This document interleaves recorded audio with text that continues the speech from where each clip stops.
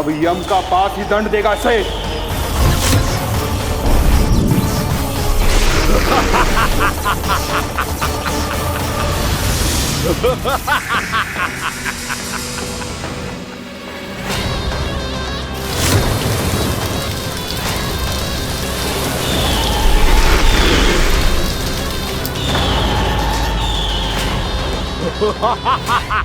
तूने जल की धार को भले ही काट दिया हो दुष्ट, पर हिम में धार नहीं होती। अब मेरी हिम शक्ति तुझे जमा कर नष्ट कर देगी।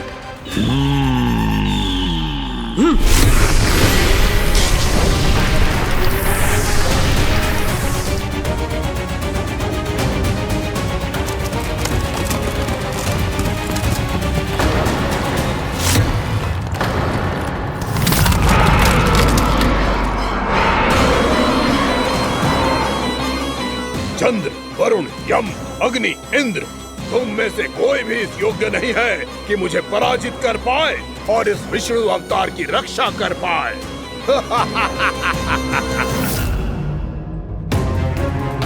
इस असुर को देवता कुछ ना बिगाड़ पा रहे हैं। अब क्या होगा खाना का? बकासुर, मैं अपनी किरणों की ताप से तुझे छलनी छलनी कर दूंगा।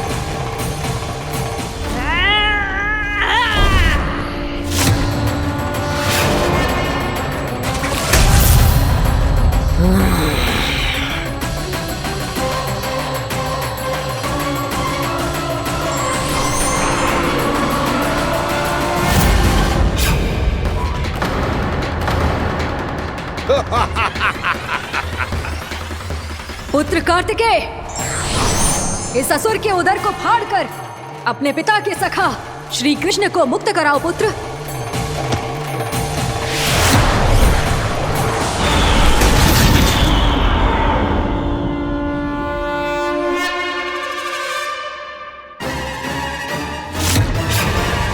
मैंने कहा था, तुम में से कोई भी मेरा बाल भी बांका नहीं कर पाएगा।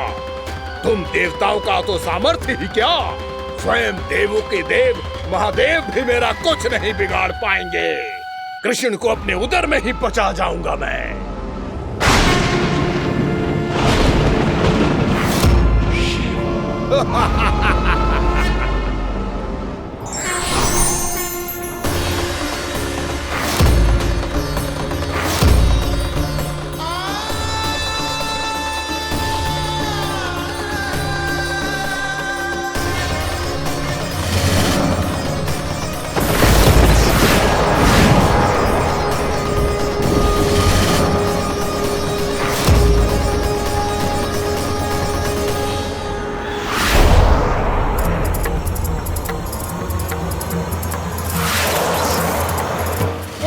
शिव शंकर का त्रिशूल है। एक ही बार में इस असुर का प्राण ले लेगा ये।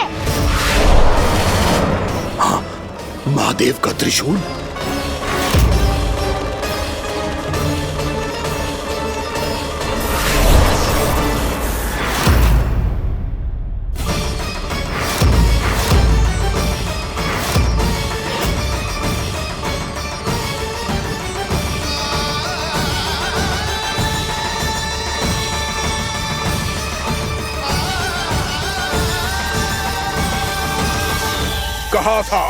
कहा था मैंने, स्वयं महादेव भी मेरा कुछ नहीं बिगाड़ सकते।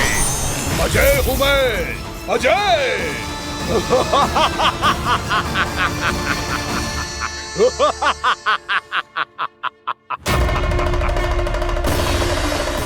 प्रभु, आपके त्रिशूल की महिमा तो अपरंपार है, तो फिर ये ठहर क्यों गया? आपने अपने त्रिशूल को वापस क्यों ले लिया महादेव? इस दुष्ट का संहार क्यों नहीं किया? क्योंकि इसकी मृत्यु मेरे हाथों नहीं, मेरे सखा नारायण के अवतार श्री कृष्ण के हाथों ही होगी, और यही विधि का विधान है। पर पिताजी, श्री कृष्ण तो इस असुर के उदर में फंसे हुए हैं, हम उन्हें मुक्त कैसे कराएंगे? ये उन्हें स्वयं ही मुक्त करेगा पुत्र। श्री कृष्ण अपने अपमान से क्रोधित नहीं होते, पर अपने भक्तों का अपमान वो क्षण भर भी सहन नहीं कर पाते। वकासुर यही भूल कर रहा है, हम सबका निरंतर अपमान करके वो उन्हें क्रोध दिला रहा है। वो ये नहीं जानता कि शीघ्र ही उन्हें अपने उदर में रख पाना उसके लिए असंभव हो जाएगा।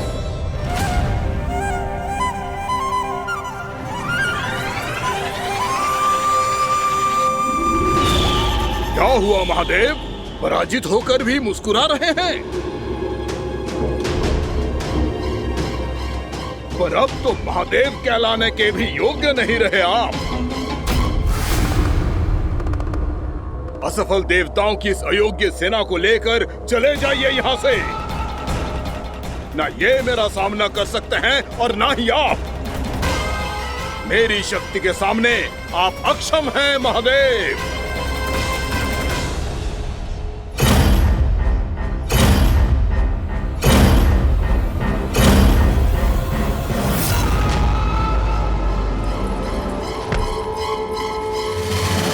सुधा, जिस दुष्ट ने मेरे लल्ला को निगलो है ना, भीतर से जलेगो, छटपटाएगो, पीड़ा से कराएगो। जिस दुष्ट ने मेरे लल्ला को निगलो है ना, भीतर से जलेगो, छटपटाएगो, पीड़ा से कराएगो। ये क्या हो रहा है मुझे?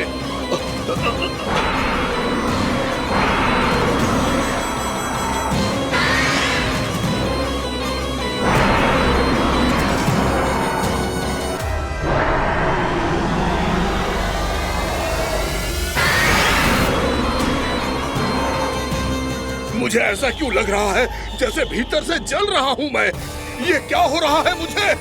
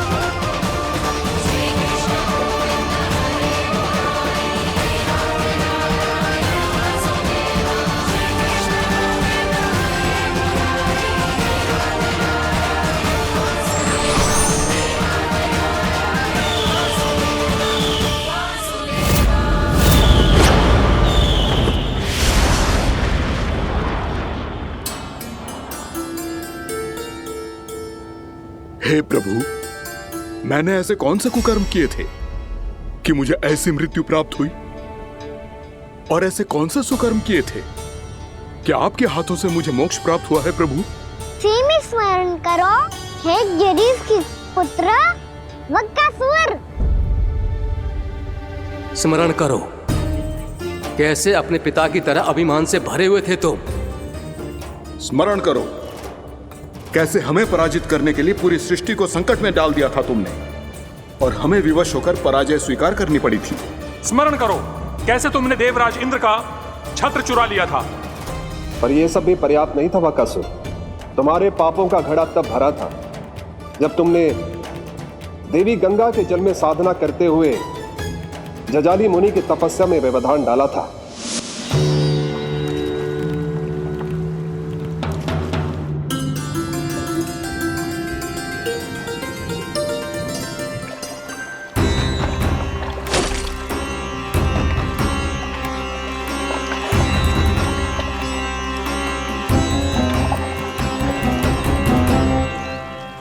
रुक क्यों गए चालक?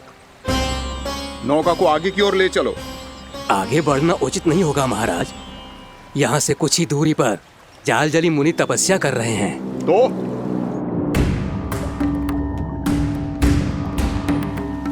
मेरे मत्स्य आखेट के क्षेत्र में इसने तपस्या करने की भूल की है। मेरे ही राज्य में मेरा कोई क्षेत्र मेरे लिए वर्जित हो, यह मुझे स्वीकार नहीं है। आपने पर्याप्त मत्स्य आखेट कर लिया है महाराज। यदि तुम इन मछलियों का आहार नहीं बनना चाहते हो, चुपचाप मेरी आज्ञा मानो। क्षमा, क्षमा महाराज।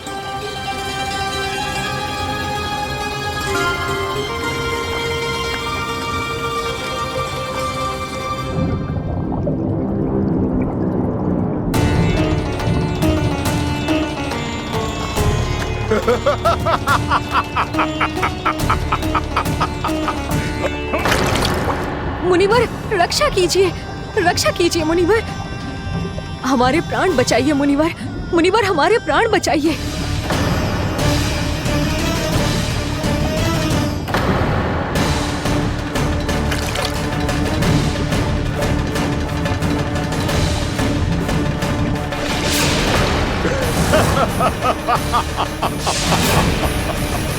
ठहर जाओ असुरराज। इन मछलियों को हानि ना पहुंचाओ। क्यों मुनि? अब मछलियां पकड़ने के लिए मुझे तुमसे आज्ञा लेनी पड़ेगी। तुमने तपस्या करने से पहले किससे आज्ञा ली थी? मां गंगा से, इस जल में रहने वाली सभी मछलियों से। इस उपकार के बदले इन सभी मछलियों को रक्षा करने का वचन दिया था। इसीलिए असुरराज, मैं शांति से कह रहा हूं, इस स्थान को अशुद्ध ना करो। चुपचाप यहां से चले जाओ, नहीं तो इसका परिणाम अच्छा नहीं होगा।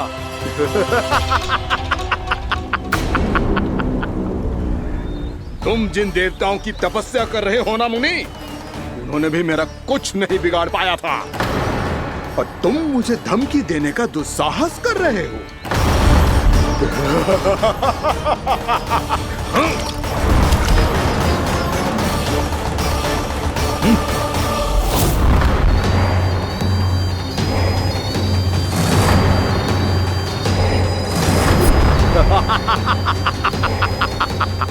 मूर्ख, विचारों से तो तू राक्षस है ही, और स्वभाव से उस बगुले की तरह है जो भूख ना होने पर भी उन निर्दोष मछलियों को आहार बनाता रहता है। इसलिए अभी इसी क्षण से तू वकुला का जीवन जिएगा। ये मेरा श्राप है, ये मेरा श्राप है।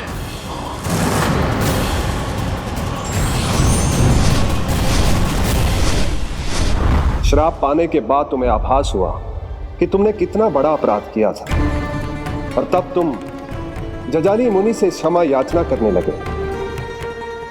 तुम्हारे अपराध बोध को जानकर मुनि श्रेष्ठ शांत हुए और उन्होंने तुम्हें वरदान दिया। श्राप से मुक्ति का एक ही मार्ग होता है असुर, पश्चाताप। तुम्हें अपने भूल का पश्चाताप है, इसीलिए मैं तुम्हें वरदान देता हूं। तुम्हें मेरे श्राप से मुक्ति अवश्य मिलेगी। स्वयं प्रभु श्री नारायण के अवतार इस बगुले के देह के बंधन से तुम्हें मुक्त करेंगे।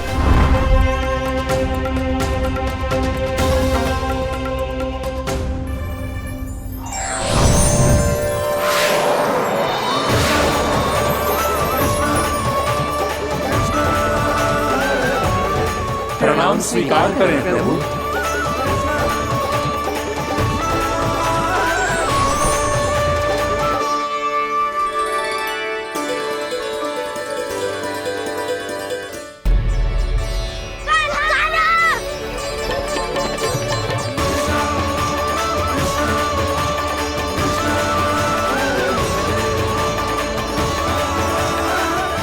मुझे ना बताओ कि तुम सबने क्या देखो है, चाहे जो देखो है, बस मैया से कछु मत ही बताना।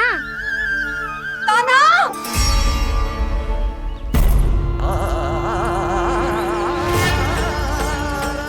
कान्हा! मेरा लल्ला!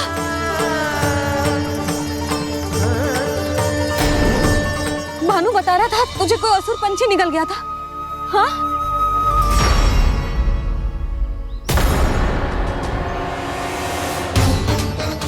हे नारायण, ये क्या है?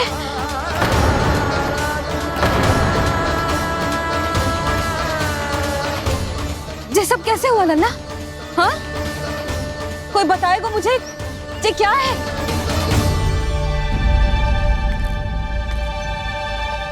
श्रीधामा, मधुमंगल, चिची को सब कुछ बता दो।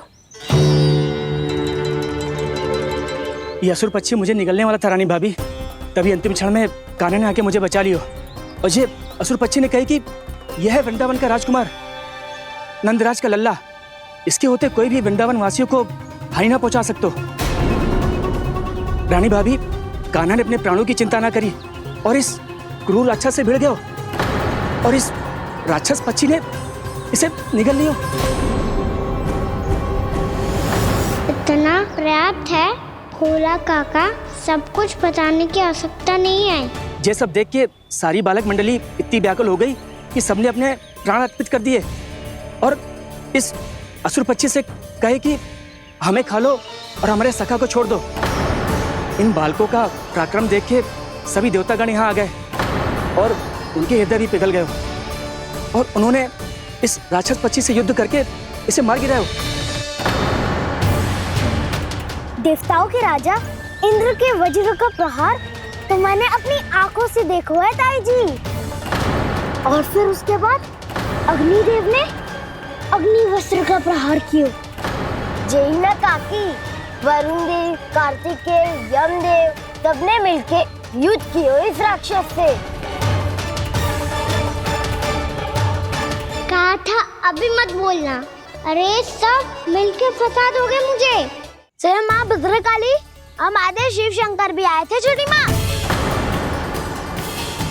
जाओ आप भी। बाबा साईता, मुझे लगता है कि ये कान्हा भी इन्हीं देवताओं में से एक है। संभव तो है चीची। स्मरण है, पूतना और तृणावर्त के आक्रमण के समय भी ऐसा ही हुआ था। सभी राक्षस मारे गए थे, पर अपने कान्हा को एक खरोच तक न आई थी। हाँ जीजी, मुझे लगता था कि श्री नारायण की विशेष कृपा है हमारे कान्हा पे, पर अब तो देख के लग रहा है कि हमारा कान्हा ही स्वयं श्री नारायण है। या फिर उनका अवतार है ये। अरे बस करो तुम सब, ऐसा कछु ना है। अरे जितनी बात सुनी है उससे तो यही लग रहा है कि कान्हा देवताओं और असुरों की युद्ध के बीच में फंस गया था। उसका इस सब से कोई लेना देना ना है। तो फिर इसके तन पे एक भी खरोच क्यों ना आया नंदराज? हाँ,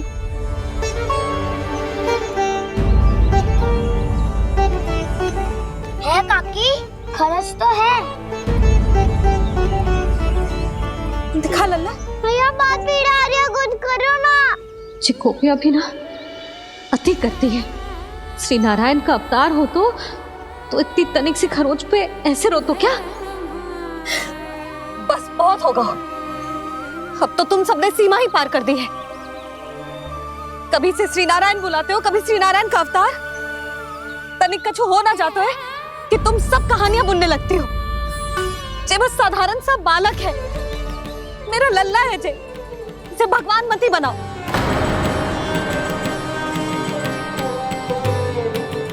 और तू क्या आवश्यकता थी तुझे यहाँ आने की?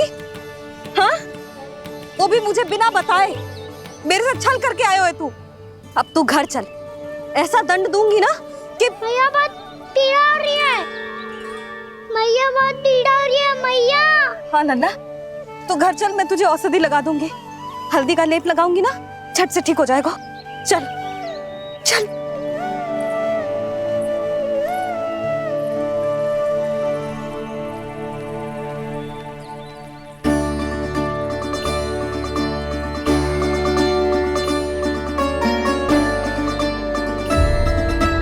मैया बहुत पीड़ा हो रही है मैया। हाँ नन्ना, तू घर चल, मैं तुझे औषधि लगा दूंगी। हल्दी का लेप लगाऊंगी ना, झट से ठीक हो जाएगा। चल चल।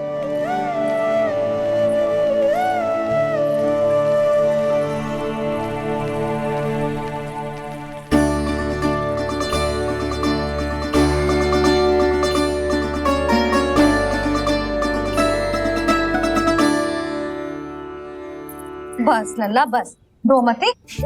चल चल चल, आजा। अभी औषधि लगाऊंगी ना, तेरी सारी पीड़ा लुप्त हो जाएगी। आजा आजा, बैठ जा लल्ला। अभी आई मैं। हाँ,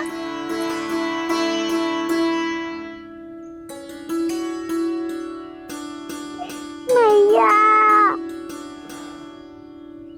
अरे तो अभी तक रो है? क्या कह रही थी सारी गोपियां? बता। के मेरा लल्ला श्री नारायण का अवतार है, दिव्य है, भगवान है। और जो भगवान इतनी छोटी सी चोट पे रोते हैं क्या? इतनी तो लगी भी ना है तुझे, जितना तो तू आ ऊ कर रो है।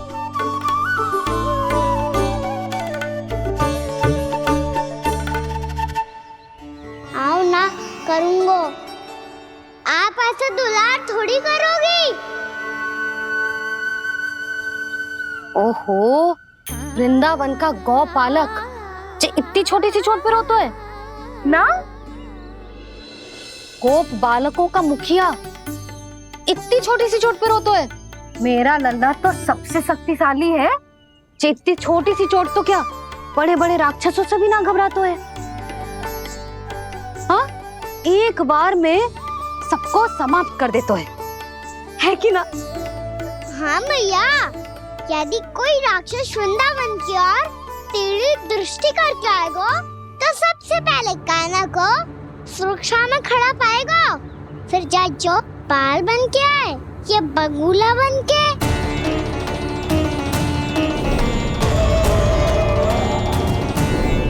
ना लल्ला, सोचो भी मती। वृंदावन की सुरक्षा करना तेरा दायित्व ना है। तुझे और कोई संकट का सामना करने की आवश्यकता ना है। अभी तो मेरी पीड़िता का हरण कर रही थी, अचानक से क्या हो गया मैया को? कोई आवश्यकता ना है तुझे ऐसे संकटों का सामना करने की। आने दे आज तेरे बाबा को, सीधा सीधा बोल दूंगी। बहुत हो गए उनके तर्क वितर्क। मेरा फूल सा लल्ला वन में अकेले गौचारण के लिए ना जाए को। आज बगुले ने निकल लियो, कल कछु और हो जाए तो? नारायण ना करे, कहीं कछु ऊंच नीच तुझे कछु हो जाए तो? मैं तो जीते जी मर जाऊंगी।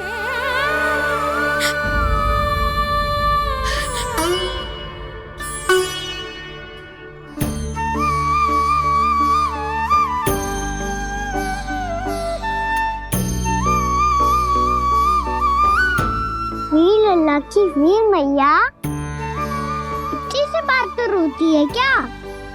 क्या करूं कान्हा, तुझे ऐसे बार बार संकट के मुंह में जाते हुए ना देख सकती मैं। तो फिर मैया मैं वचन देता हूँ, आज के बाद मैं गौचारण के लिए तभी जाऊंगा जब आप आज्ञा दोगी। पक्का? छल ना करेगा ना मेरे साथ? मैंने कब छल करो मैया? अच्छा ठीक है, ना करूँ छल। यदि आपसे पूछे बिना बाहर निकलो तो तो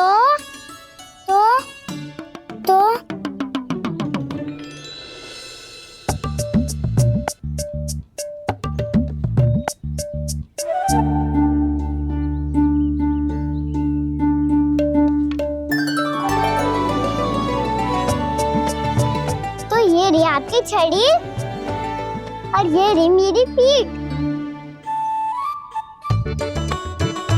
ठीक, बिना तापर तोड़।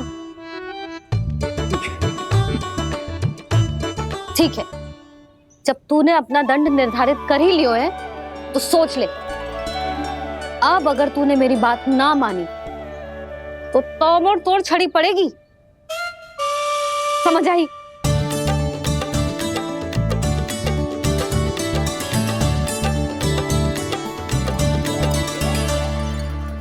अच्छा ही है कि कान्हा कुछ दिन घर ही रहे। आज वन में जो हुआ है अवश्य कंस ने ही करवाए हुए वो सब।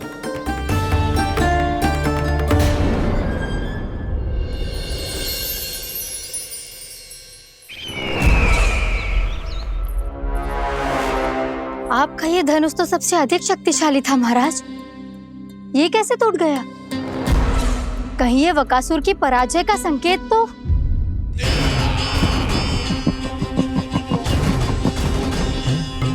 प्राप्ति, लगता है तुम्हें शुभ समाचार मिला नहीं। उस बकासुर ने उस विष्णु अवतार को जीवित ही निगल लिया है। अरे अब तक तो उस नन्हे से बालक को पचा भी चुका होगा वो। उसके तन में रक्त बनकर वो विष्णु अवतार और उसकी शक्तियां दौड़ रही होंगी। क्षमा कीजिए महाराज। क्षमा कीजिए, इस अशुभ से मुख से शुभ समाचार आने दो। माथे के बल को ढीला करो, चेहरे पर मुस्कान लाओ और कहो, महाराज, वृंदावन में मातम फैल चुका है। मैं ऐसा ही करता महाराज, यदि सूचना सत्य होती तो।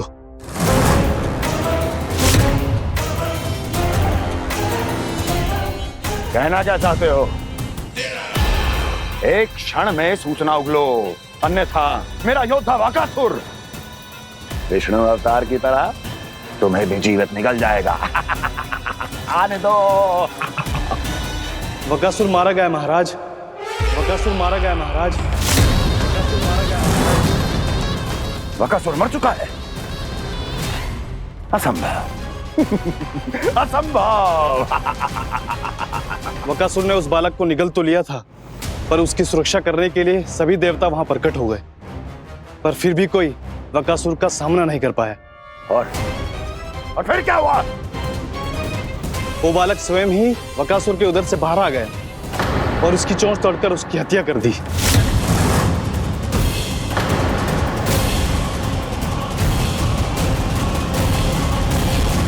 वन में बकासुर की चोंच टूट गई और यहाँ आपका ये धनुष।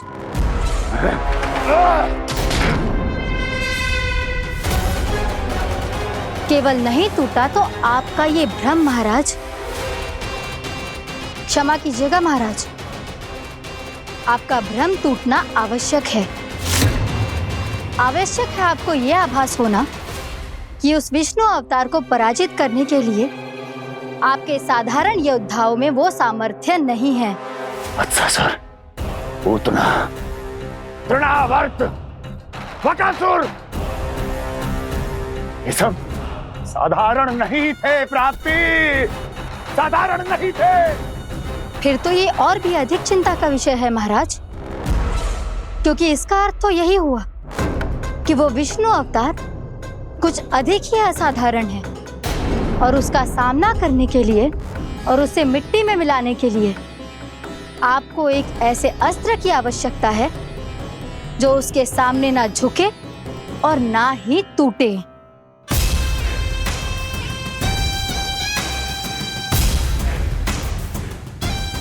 तो फिर मैं ऐसा ही अस्त्र ढूंढूंगा, चाहे आकाश पाताल एक क्यों ना करना पड़े मुझे।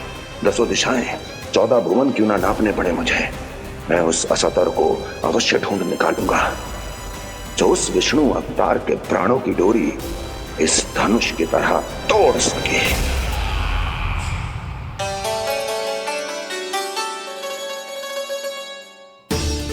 थैंक्स पापा, मैंने मैया को वचन दिया है कि जब तक नहीं चाहेंगी मैं वन नहीं जाऊंगा। इसलिए आप मुझे मारने के लिए कोई शक्तिशाली असुर ढूंढने में व्यस्त रहो। कुछ दिन तब तक मैं व्यस्त रहूंगा अपनी मैया की सेवा करने में।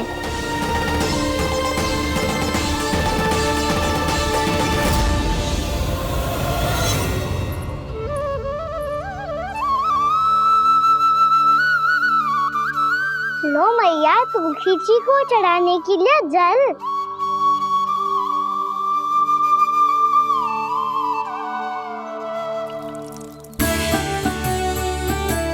लो मैया, और आटा।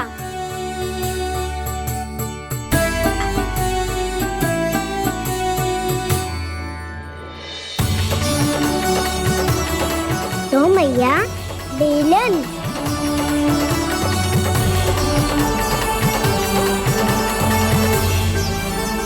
ले, तनिक खा ले। ओ मैया, भूख ना लगी है। बिना भूख के खाने से क्या लाभ? और तेरा जब पेट तो कह रहा है कि उसे भोजन चाहिए, और लाभ कैसे ना लल्ला? भोजन का लाभ है ना, तन को पोषण मिलेगो, स्वास्थ्य बनेगो, जे तेरी भुजाओं में शक्ति आ जाएगी ताऊ के जैसी, ताऊ से भी अधिक। तेरे जे केस भी लंबे हो जाएंगे। सच्ची मैया? सच्ची। माप के देख लियो नित्य दिन। तनिक खा।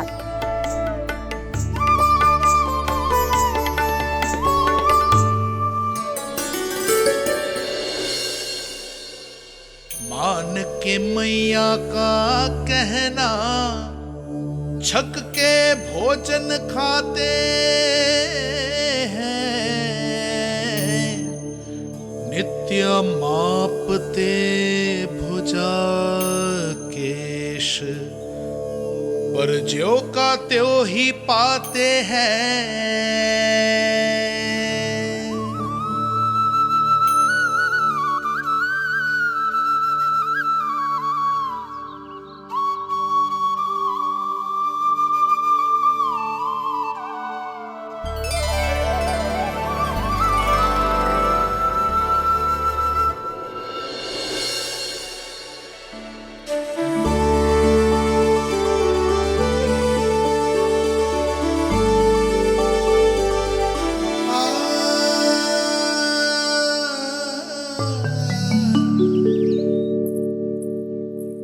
ले लल्ला, फल खा ले। ना, मुझे ना खाने फल वल। क्यों? लंबे केस और शक्तिशाली भुजाएं ना चाहिए? व्यर्थ है ये सब। पिछले 10 दिनों से देख रहा हूँ, ना केस लंबे हुए हैं, ना भुजाएं शक्तिशाली बनी है। 10 दिन में का चुनाव होने वाला। 10 सप्ताह ऐसे खाएगो ना, तब जाके कछु बदलाव दिखेगो। समझ आई? चल अब खा ले। वैसे भी मुझे बहुत सारी तैयारियां करनी है आज। इसीलिए मैया, एकादशी के व्रत के लिए लल्ला। सुनो जी, सारी सामग्री आ गई? हाँ, तुमने जो कही थी सब ले आए हूँ।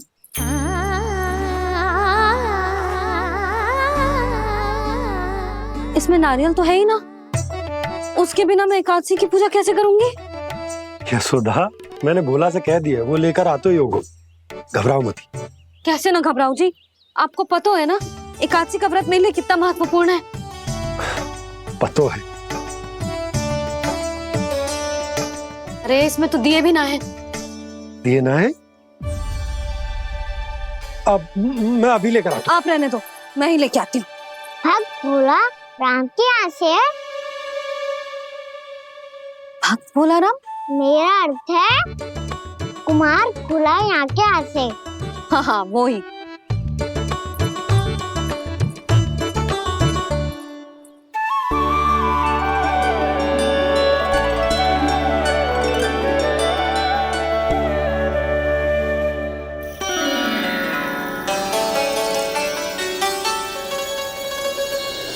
श्री हरि, श्री हरि, मेरे श्री हरि।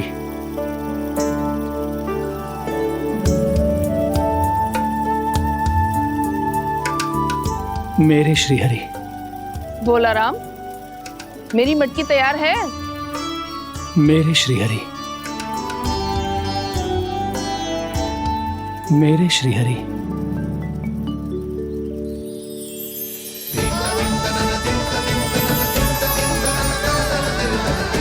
भोला राम,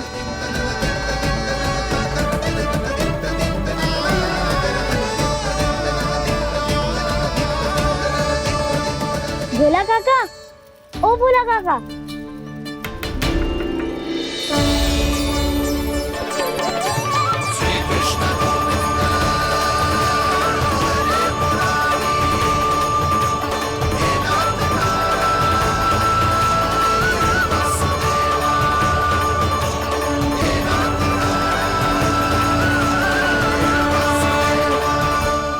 अरे श्री हरि प्रसन्न हो गए।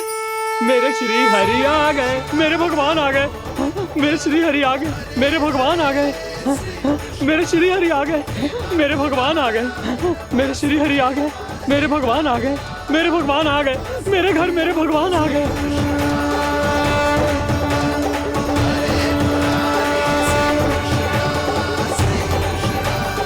मेरे घर आ गए, मेरे श्री हरि आ गए। हाँ, मेरे श्री हरि आ गए। जे तो बावले थे ही, अब बालकन को भी साथ में मिला लिए। उज्जवल क्या कर रहा है? अरे ठहर जा भोला।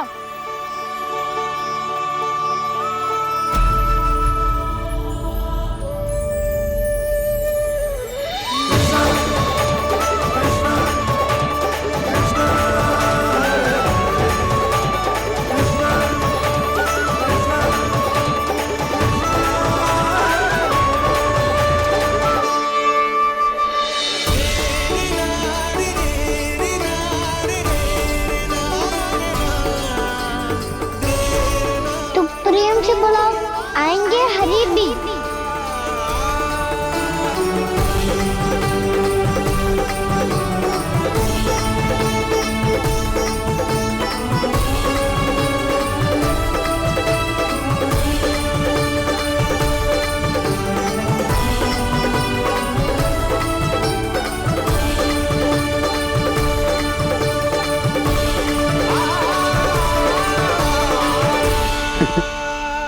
क्या वो गाना?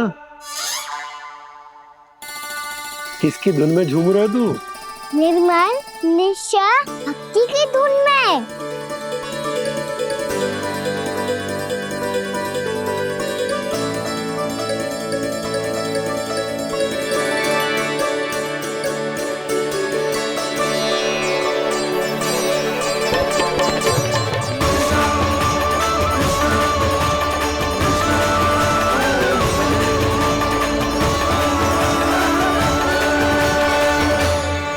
अरे क्या हो गया इन्हें? बावले हो गए हैं क्या? ठहरो, कोई आवश्यकता ना है ऐसे बावलों की तरह नाचने की।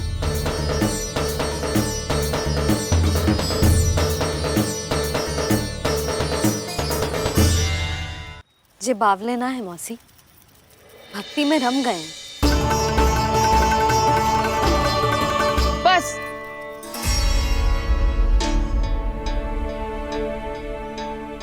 हम सब कब से खड़े हैं यहाँ, पर तुम्हें कुछ ध्यान ही रहा है।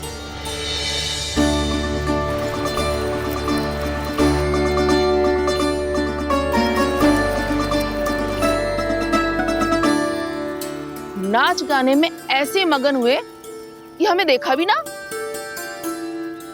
मुझे नाचते हुए देख मेरे श्री हरि को इतना आनंद आ रहा था कि मैं अपने आप को रोक नहीं सका। और वैसे भी मेरे जन्म का एकमात्र उद्देश्य है श्री हरि की सेवा करना, श्री हरि को प्रसन्न करना। तुम बावले हो भोला राम, या हमें बावला बना रहे हो? श्री हरि और तुम्हें देख रहे हैं? हाँ, अभी वो यहीं थे, देख रहे थे। भोला काका, आपने भी ना अति कर दी। अब हमें भी बताओ तनी, कहाँ थे श्री हरि?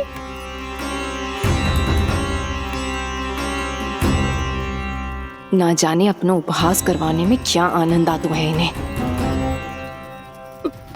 देखो, अब तुम सच मानो या झूठ, लेकिन हमरे श्रीहरि यहीं थे, इसी चाक पर अभी। हाँ, लो सुन लो इस मूर्ख की बात। श्री हरि को और कोई स्थान ना मिलो जो इसके मिट्टी के चाक पे आकर बैठेंगे।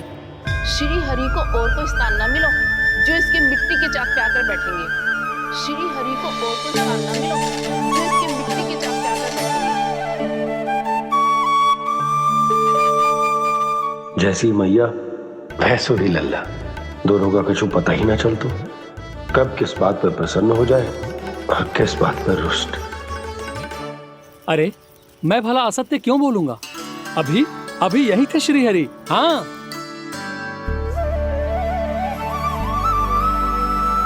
हाँ, जैसे श्री हरि को तो कोई कार्य है ही ना, वो तो आतुर होके बैठे रहते हैं कब तुम हरि हरि बुलाओ और वो दौड़े चले आए। भगवान तो भक्तों के पास आने के लिए सदैव आतुर रहते हैं, बल्कि सत्य तो यह है कि भक्तों के मन में ही निवास करते हैं भगवान।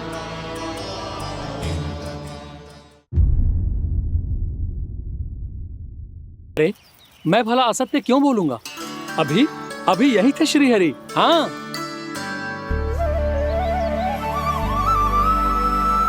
हाँ, जैसे श्री हरि को तो कोई कार्य है ही ना, वो तो आतुर होके बैठे रहते हैं कब तुम हरि हरि बुलाओ और वो दौड़े चले आए। भगवान तो भक्तों के पास आने के लिए सदैव आतुर रहते हैं, बल्कि सत्य तो यह है कि भक्तों के मन में ही निवास करते हैं भगवान। भगवान तो भक्त के पास आने के लिए सदैव ही आतुर रहते हैं शंकरी मौसी। बल्कि सच्ची बात तो ये है कि भगवान हमारे मन में ही निवास करते हैं। कम से कम तू तो इसे बढ़ावा मत दे जशोदा। जब देखो जब हरि नाम की रट लगाए रहते है। हरि बोलते बोलते ऐसो बावलो होता है कि सारा कार्य भूल जाता है। 2 दिन से अपनी मटकी के लिए चक्कर काट रही हूँ।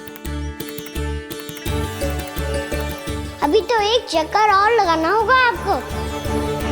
आपकी मटकी तैयार हो गई है, अभी लाता हूँ।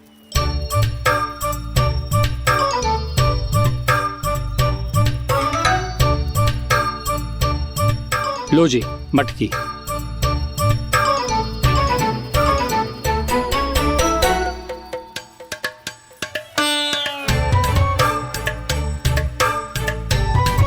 इस कच्चे मटके का क्या करूं मैं? हाँ? पर इसे तो मैंने भट्टी में पकाया था। अब तू ही देख ले कितना ध्यान रहता है इस कार्य पे। और कह तो है कि श्री हरि आते हैं इससे मिलने। हाँ, आते हैं और आगे भी आएंगे हमारे श्रीहरि हमसे मिलने। और आके मोक्ष देंगे, है ना? मांगूंगा तो मोक्ष भी दे देंगे, मांगूंगा तो मोक्ष भी दे देंगे, मांगूंगा तो मोक्ष भी दे देंगे। अभी तो ये बता कि तू मुझे मेरी मटकी कब देगो? और मेरी मांग कब पूरी करोगे भोला राम जी? मेरो घड़ा मेरे दिए तो तैयार है ना? कल एकादशी की पूजा और व्रत के लिए।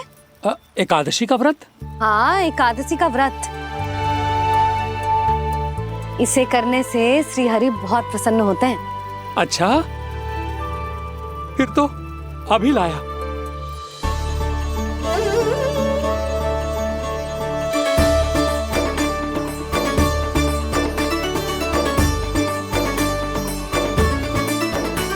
लो जी आपके दिए।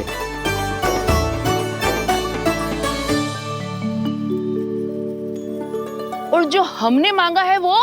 बाकी सब शेष द्वादशी के दिन मिलेगा, क्योंकि कल मैं भी एकादशी का व्रत रखूंगा, क्योंकि कल मैं भी एकादशी का व्रत रखूंगा, क्योंकि कल मैं भी एकादशी का व्रत रखूंगा।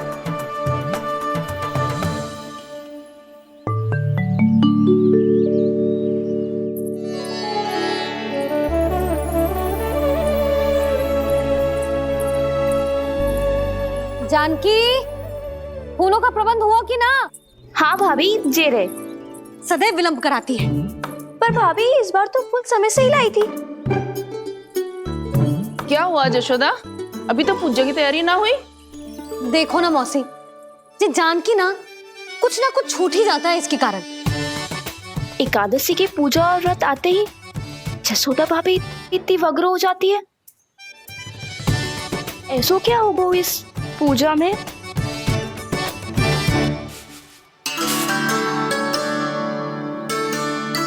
ये थाली में रोली चंदन रखने से, दिया जलाने से के होगो? आपको पता भी है एकादशी का व्रत क्यों रखते हैं? क्या महत्व है इसका? लो, जे तो मैं जसोमती रानी से पूछना भूल ही गया। पर हाँ भगवान, मेरे लिए इतना ही पर्याप्त है कि इस व्रत को रखने से मेरे श्रीहरि हमसे प्रसन्न हो जाएंगे।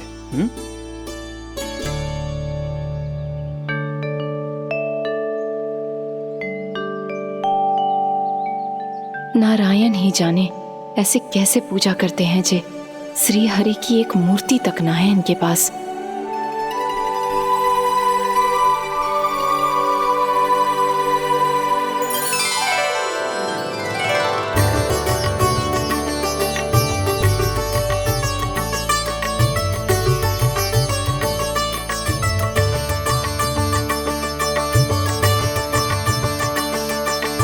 प्रभु, न तो मेरे पास मूर्ति है और ना तो इस व्रत के विधि विधान के बारे में मुझे जानकारी है और ना ही मुझे इसके महत्व के बारे में जानकारी है, पर फिर भी मैं करना चाहता हूं।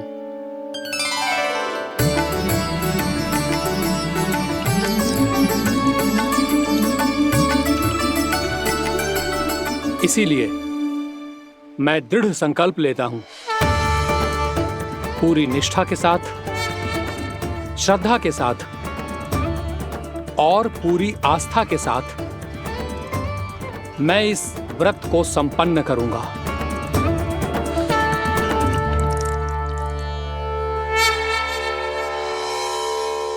हम संकल्प लेते हैं कि एकादशी के व्रत को पूरी निष्ठा के साथ संपन्न करेंगे।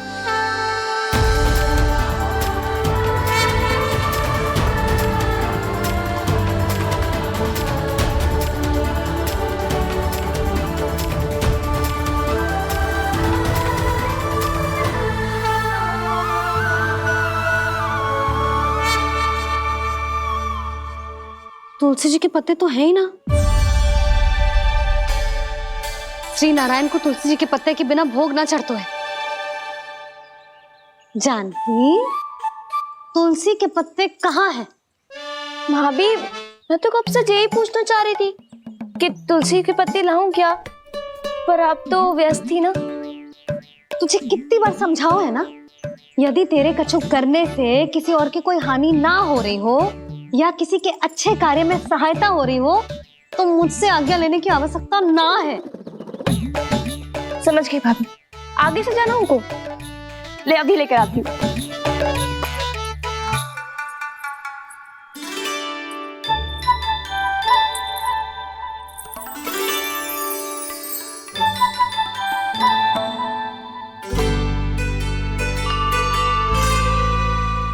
ताऊ, आपने पहले ये व्रत करो है? आपको इसका महत्व पता है? भाभी चलो। जानकी, तुमने ये व्रत करो है? फिर तुमको इसका महत्व पता है? सुमति जी, आपको पता है इसका महत्व? कान्हा, क्यों तंग कर रहे हो सबको? मैया, सबने करो ये व्रत, मुझे भी करना है।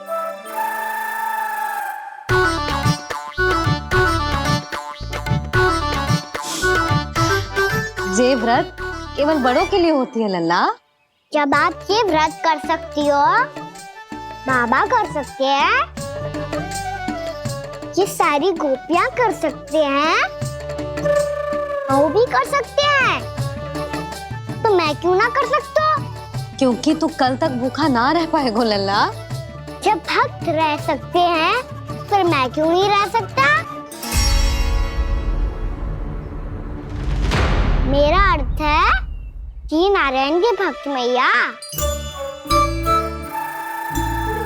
मैया मान जाओ ना, मुझे करने दो ना ये व्रत। अपनी लल्ला पे आप विश्वास ना है आपको? विश्वास है। अच्छा ठीक है, तू भी कर ले।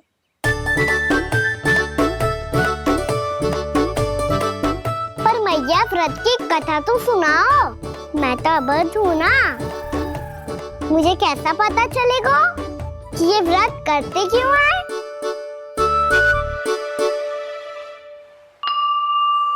प्रभु, मुझ अबोध को कैसे पता चलेगा कि इस व्रत का क्या विधि विधान होता है और क्यों रखा जाता है और इसका महत्व क्या होता है? मुझे तो आप ही बता सकते हैं प्रभु। जब व्रत कर रहे हैं तब उसका महत्व भी पता होना चाहिए ना। बताओ ना मैया, क्यों रखते एकादशी का व्रत? इसके लिए तो तुझे एकादशी की कथा सुननी होगी। सुनेगो ना?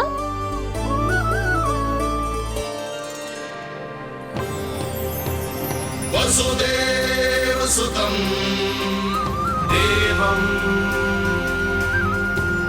कंसचाणूरमर्दनम् श्रीहरि, यशोद परमानन्दम् कृष्णं वन्दे जगद्गुरुम्। वाह प्रभु, अपने भक्तों को एकादशी व्रत का महत्व समझाने का अच्छा उपाय खोज निकाला है आपने।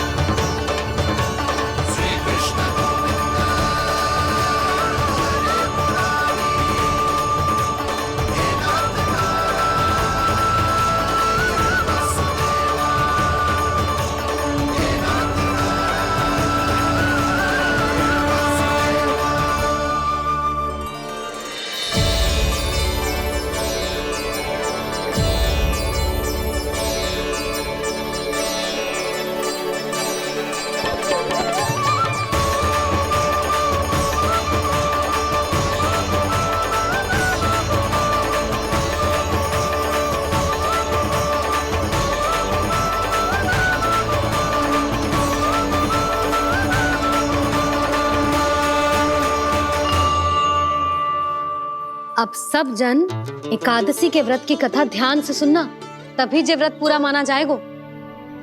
समझो लल्ला?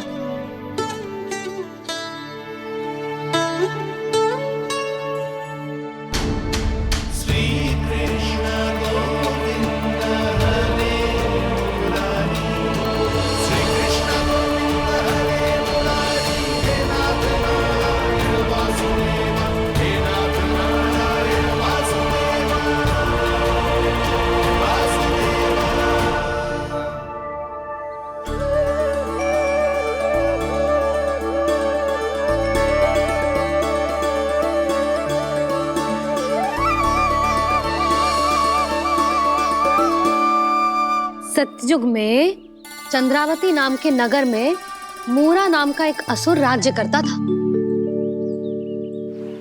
ओम ब्रह्मदेवाय नमः। ओम ब्रह्मदेवाय नमः। ओम ब्रह्मदेवाय नमः। ओम ब्रह्मदेवाय नमः।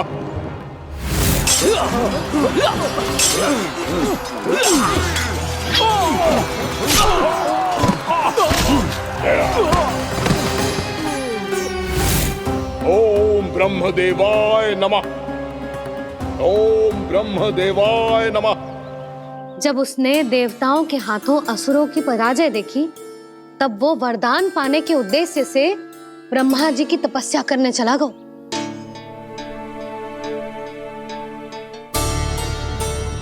शीघ्र ही मूरा की तपस्या सफल हो गई और ब्रह्मदेव जी उससे प्रसन्न हो गए।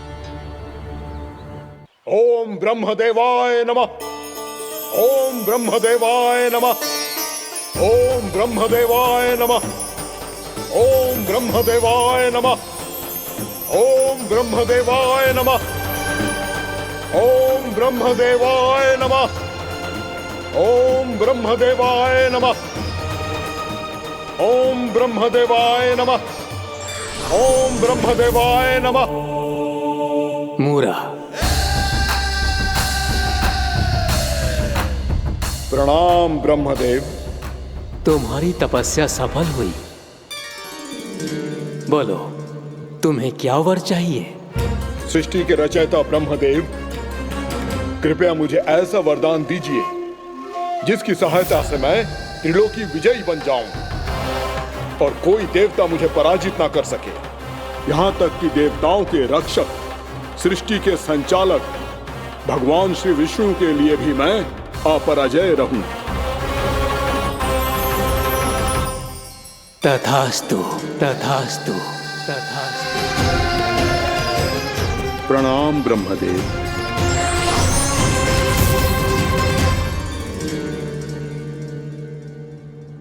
ऐसा वरदान पाकर मूरा बहुत अभिमानी होगा।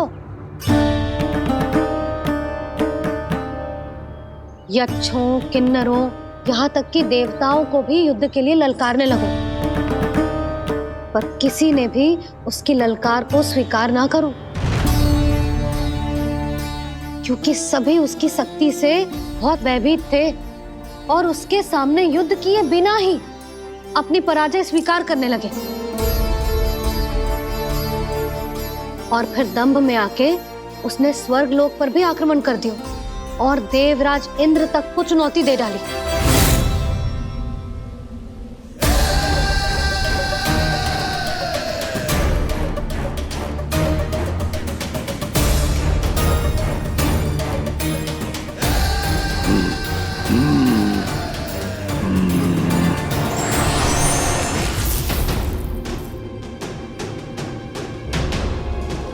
मैं प्रतीक्षा कर रहा हूं देवराज, क्या उत्तर है तुम्हारा? मुझसे युद्ध करोगे या फिर बिना लड़े ही पराजय स्वीकार कर मेरे अधीन हो जाओगे और सौंप दोगे मुझे अपना ये स्वर्ग लोक? सारी शक्ति तुम्हारे मुख में है या कुछ बाहुबल भी है तुम्हारे पास? मैं तुम्हारी चुनौती स्वीकार करता हूं मूरा, मैं तुम्हारी चुनौती स्वीकार करता हूं मूरा।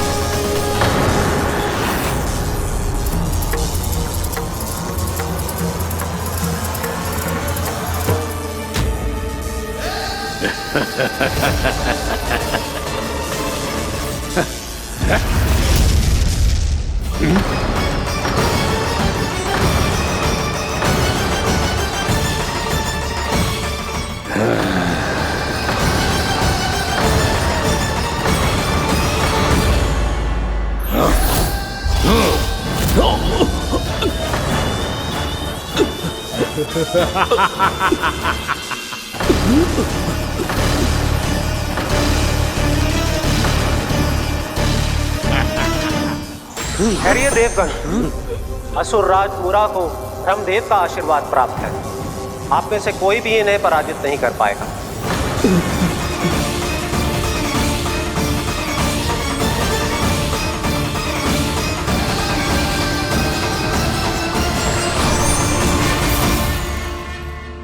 एक अवसर और देता हूं देवराज, युद्ध या अधीनता, क्या उत्तर है तुम्हारा देवराज?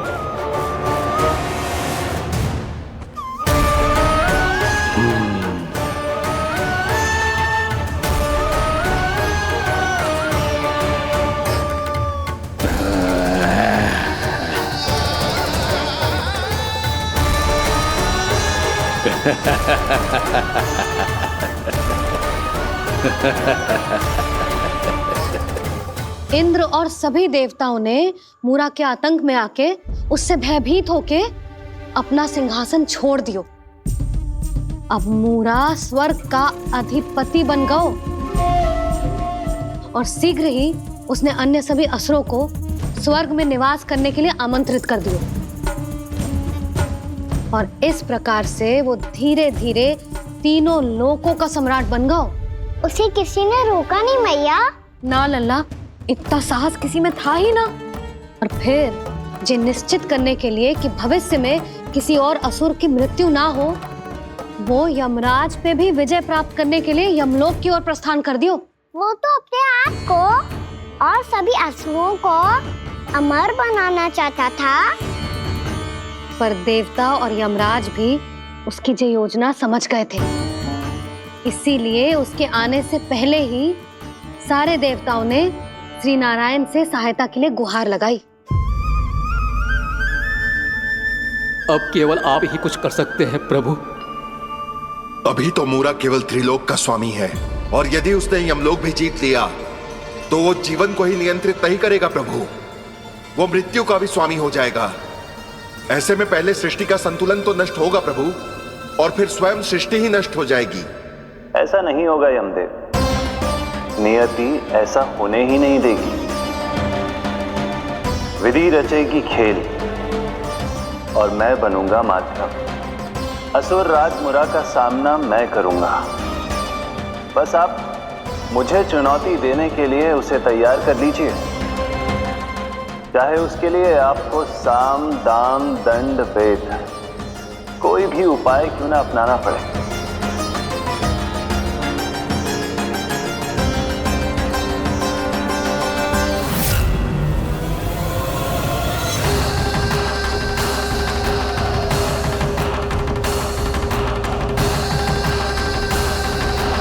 आप तो मेरी प्रतीक्षा में पहले से ही खड़े हैं यमदेव। तब तो आपने मेरी चुनौती के बारे में भी सुना ही होगा। कहिए, क्या उत्तर है आपका? मेरा स्वागत करके अपना राज्य त्यागेंगे या मेरा सामना करके अपने प्राण? असुर राज मुरा का सामना मैं करूंगा। बस आप मुझे चुनौती देने के लिए उसे तैयार कर लीजिए, चाहे उसके लिए आपको साम दाम दंड भेद कोई भी उपाय क्यों ना अपनाना पड़े।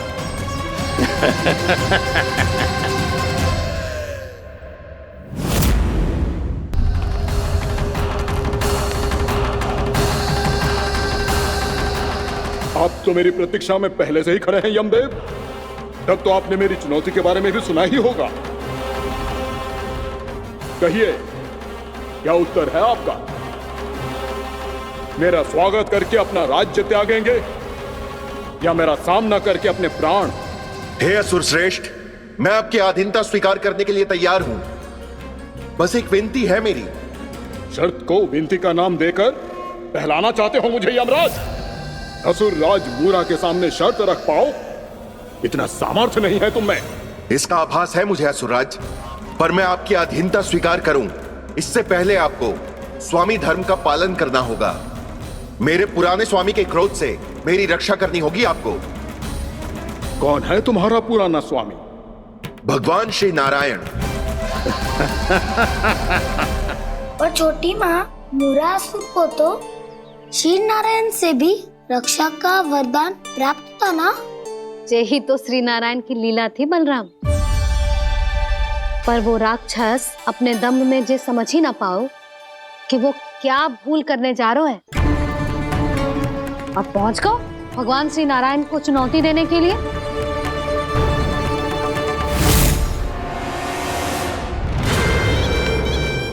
वही ठहर जाओ असुर राज मुरा।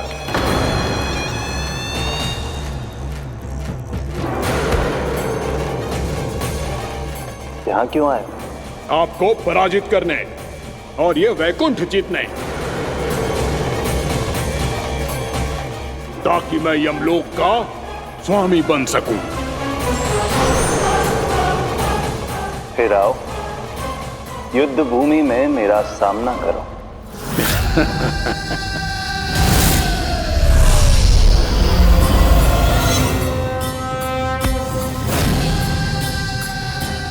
ये नहीं जानते कि इनसे ना हारने का वरदान तो मैं पहले ही प्राप्त कर चुका हूं, इसलिए युद्ध ठीक से आरंभ हो पाए उससे पहले ही इन्हें जीत लूंगा मैं।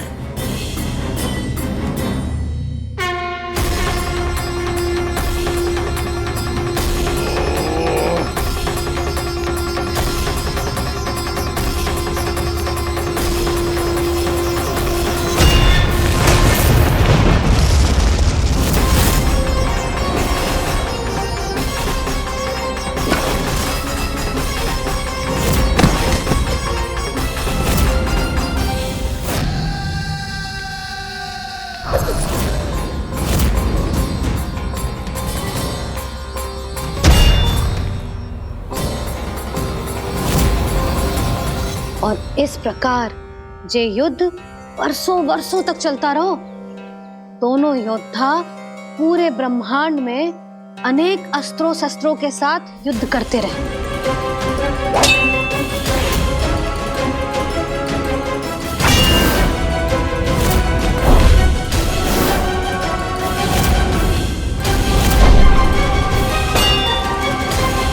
फिर क्या हुआ मैया?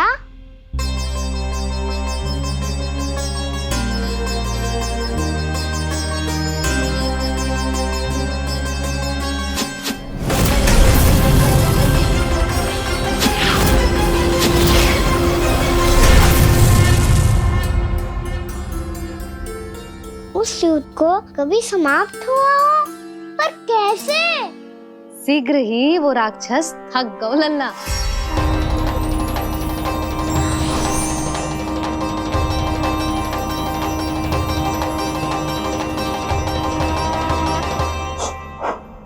खड़े खड़े देख क्या रहे हैं नारायण? आक्रमण कीजिए, वध कर दीजिए मेरा।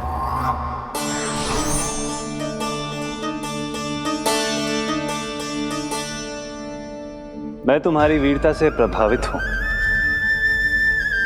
इसीलिए इतनी थकान की स्थिति में मैं तुम जैसे वीर पर आक्रमण नहीं करूंगा। जाओ विश्राम करो। यदि फिर से युद्ध करने की इच्छा हो तो तुम्हारा स्वागत होगा।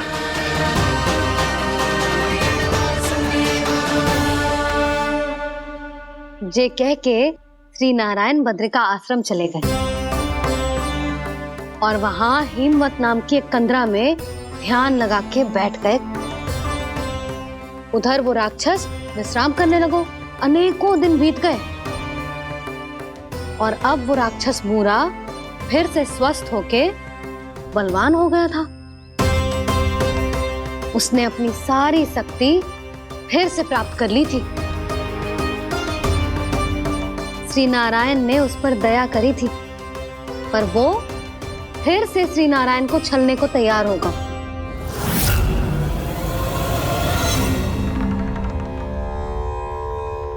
ध्यान में बैठे बैठे श्री नारायण योग निद्रा में चले गए, पर दुष्ट मूरा इसी अवसर का लाभ उठा के उनकी कंदरा में घुस आयो ताकि वो सोते हुए श्री नारायण पे आक्रमण कर सके।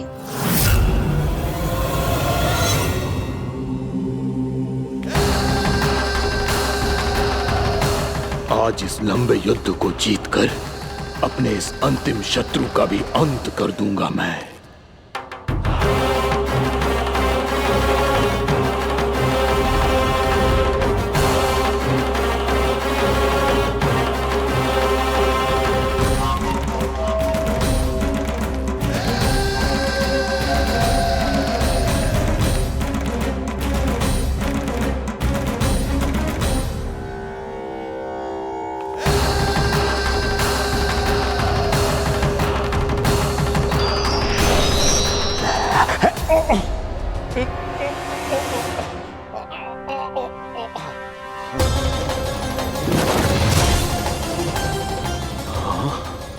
दुष्ट राक्षस, प्रभु ने तुझ पर दया की, तुझे संभलने का अवसर दिया।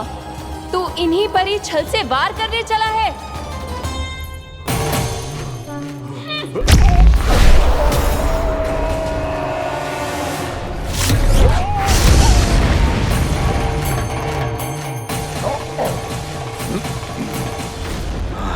मैं अजय हूँ, मुझे कोई पराजित नहीं कर सकता। ब्रह्मा का वरदान है मुझे। तूने नारायण से अपराजय होने का वरदान मांगा था मूर्ख, उनकी शक्ति से नहीं। ध्यान से देख, मैं तेरी मृत्यु हूं, मृत्यु।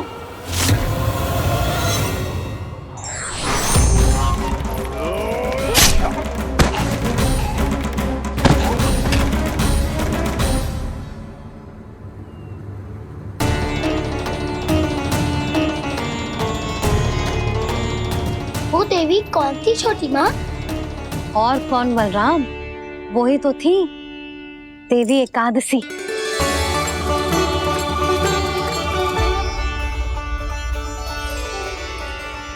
मुझे क्षमा कीजिए प्रभु, आपकी आज्ञा के बिना ही युद्ध करके आपके शत्रु को मृत्यु के घाट उतार दिया। क्षमा नहीं, आपकी तो प्रशंसा होनी चाहिए देवी। असुर राज को मारकर आपने सभी देवताओं को मुक्त करवाया है। इस पापी के अहंकार से तीनों लोकों की रक्षा की है आपने। आप एकादशी की तिथि पर मेरी एकादश इंद्रियों से उत्पन्न हुई हैं। इसीलिए मेरे सभी भक्त आपको उत्पन्न एकादशी के नाम से जानेंगे। सभी तिथियों में आपका स्थान सर्वश्रेष्ठ होगा। जिस तरह आपने राक्षस के आक्रमण से मेरी रक्षा की है, उसी प्रकार एकादशी के दिन व्रत करके जो भी भक्त आपकी कथा सुनेगा, मैं स्वयं उसकी रक्षा करूंगा। जो आपकी पूजा करेगा उसे मेरी विशेष कृपा प्राप्त होगी और उसके साथ साथ उसे मिलेगा धन, सिद्धि और मोक्ष।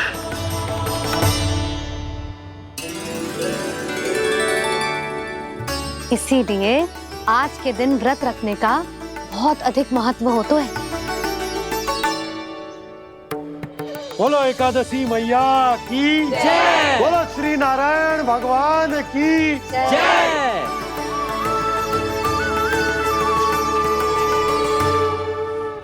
प्रभु की कृपा से एकादशी का महत्व भी पता चल गो और मेरा व्रत भी सफल हो गो। अभी नहीं भूला राम, एकादशी का व्रत पूरी तरह तभी सफल होता है जब द्वादशी के दिन उसे पूरा किया जाता है।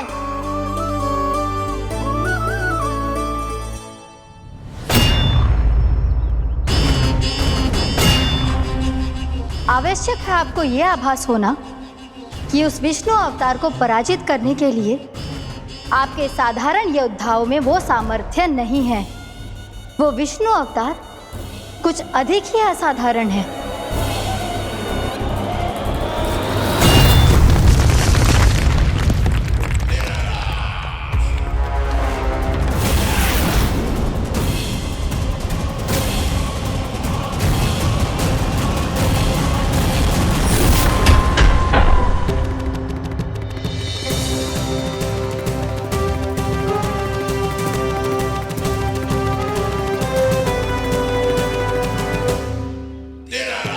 अब मैं दिखाऊंगा उस विष्णु अवतार को असाधारण शत्रु क्या होता है।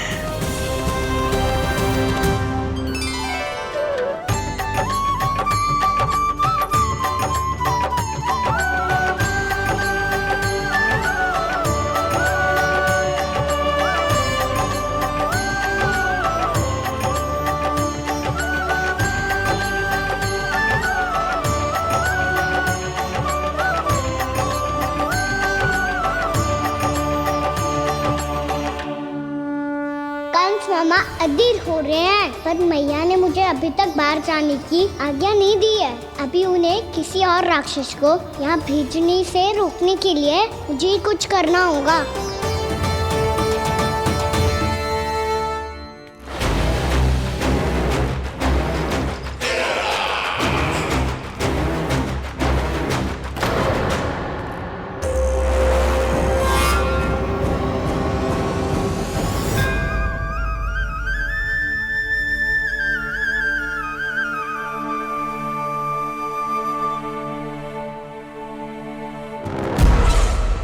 कौन हो तुम?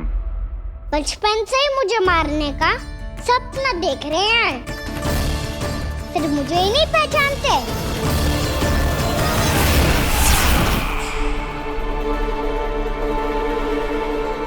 बचपन से विष्णु अवतार। कोई कान्हा बुलाता है तो कोई मुरलीधर पुकारता है, कोई माखन चोर कहता है, कोई कहता है चिच्चोर। पर विष्णु अवतार इस नाम से तो बस आप ही मुझे बुलाते हो मामा जी। इतना साहस कि तू यहां आ गया है।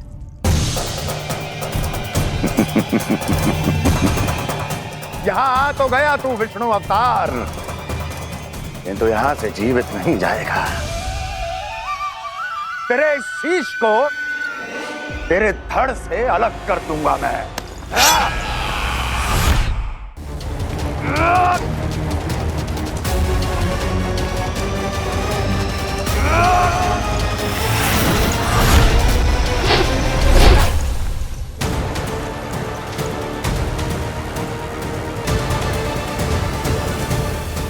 कहाँ देख रहे हो मामा जी? मैं तैयार हूँ।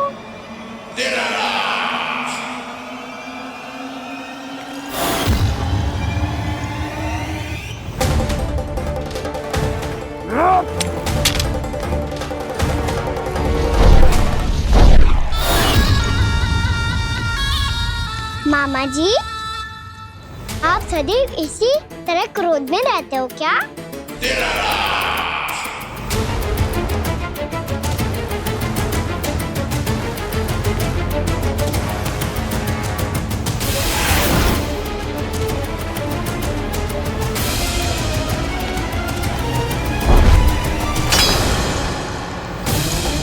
छोड़ छोड़ मेरी तलवार को।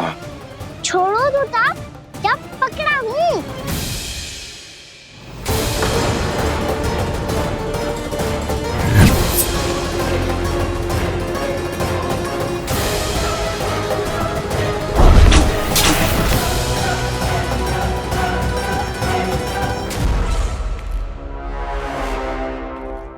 मामा जी,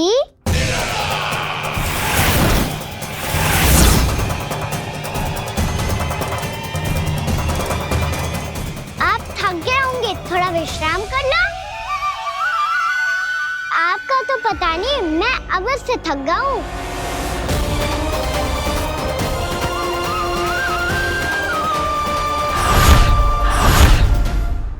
मेरे सिंहासन पर बैठने का तू साहस? अभी तो बस अभ्यास कर रहा था मामा जी। भविष्य में मुझे तो बैठना है यहाँ। आपने बल प्रयोग करके से अपने पिताजी से छीना था। मैं आपसे छीन लूंगा। जो छल और बल से लिया जाए वो अधिक समय तक टिकता नहीं है मामा जी।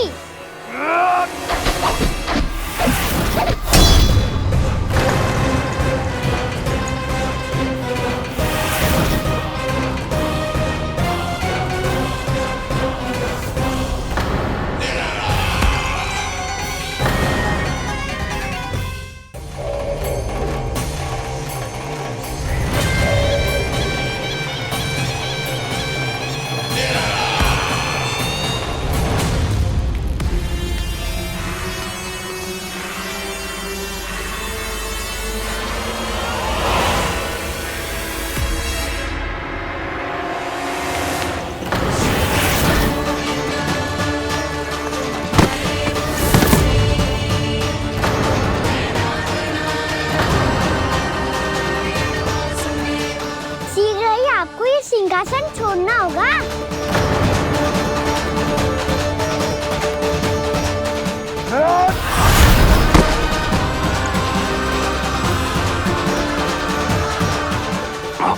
वो मेरा सिंहासन छीनना चाहता। वो आ रहा है, वो आ रहा है। सैनिकों, दुर्जन, बंद कर दो सभी द्वार और झरों के, सब के सब। इसकी हर संभावना पर इतना कड़ा पहरा बिठा दो कि ना तो कोई महल के भीतर आ सके, ना तो बाहर जा सके। मुझे महल की चप्पे चप्पे की सूचना चाहिए। जाओ।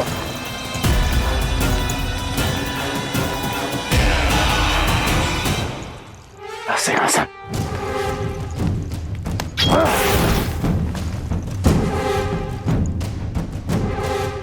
अब आ, दुष्ट मायावी, ए छलिया विष्णु अवतार, मैं कंस तेरी प्रतीक्षा कर रहा हूँ। देखता हूँ मेरे सिंहासन पर कैसे बैठता है तू। मुझे तो बस कुछ समय चाहिए था, वो मिल गया। अब करते रहिए आप प्रतीक्षा।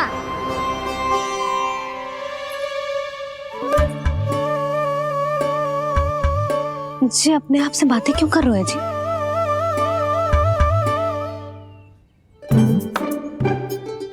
आप मुस्कुरा क्यों रहे हो?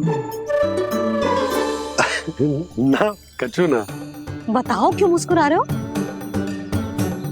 तुम्हीं पर गए हैं जी।